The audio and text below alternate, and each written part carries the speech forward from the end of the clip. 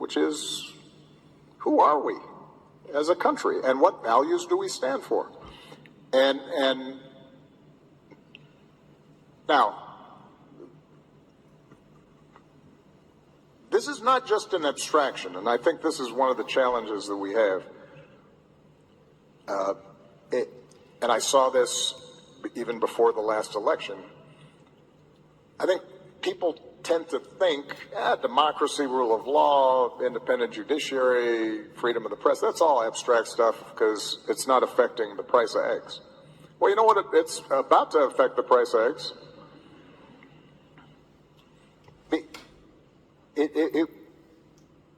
One of the things that has distinguished us in the past has been this basic idea that we are a rules-based society. What that means is that, you know what, I can support one candidate instead of another, and I don't have to worry that the police are going to come harass me or my customers. That's what happens in other places. That's what happens in Russia.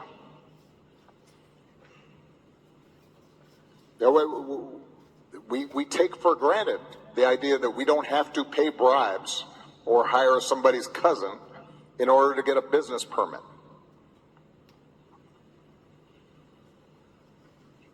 That's how we built the economy we did. That's why this place worked. And it has very concrete impacts on all of our lives. So, this is the first time I've been speaking publicly for a while. I've been watching a little bit. Yeah. Let me just close this portion of my remarks by saying it is up to all of us to fix this. It's not going to be because somebody comes and saves you. The most important office in this democracy is the citizen, the ordinary person who says, no, that's not right. I do think one of the reasons that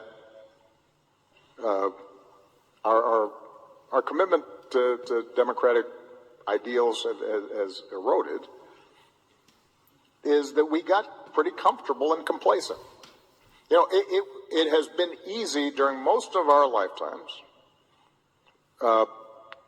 to say you are a progressive, or say you are for social justice, or say you're for free speech, and not have to pay a price for it. And now we're at one of those moments where, you know what, it's not enough just to say you're for something.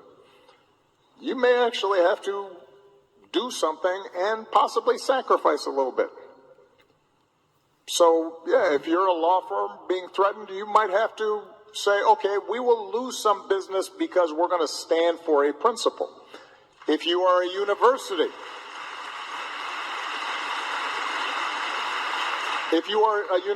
you may have to say, figure out, are we in fact doing things right? Have we in fact violated our own values, our own code, violated the law in some fashion? If not, and you're just being intimidated, well, you should be able to say, well, that's why we got this big endowment. You know, we'll stand up for what we believe in, and then we'll pay our researchers for a while out of that endowment, and we'll give up the extra wing or the fancy gymnasium that we can delay that for a couple of years, because academic freedom might be a little more important.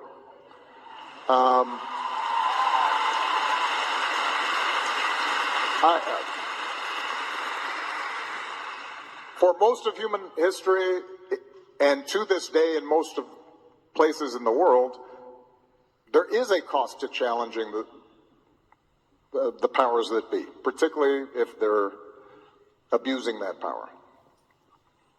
And this idea, and I've noticed this among some wealthier folks who, you know, after George Floyd, they were right there, and a bunch of companies were talking about how they cared about diversity and they wanted to do this and they were all for that. And they are mute right now. But what that tells me is it was okay when it was cool and trendy. And when it's not, not so much. And that, I think, is what we have to, each of us has to examine in our own hearts. All right, we say we're for equality. Are we willing to fight for it? Are we going to risk something for it? We say that we're for rule of law. Are we going to stick to that when it's tough, not when it's easy? We believe in freedom of speech. Do we stand up for freedom of speech when the other person talking is saying stuff that infuriates us and is wrong?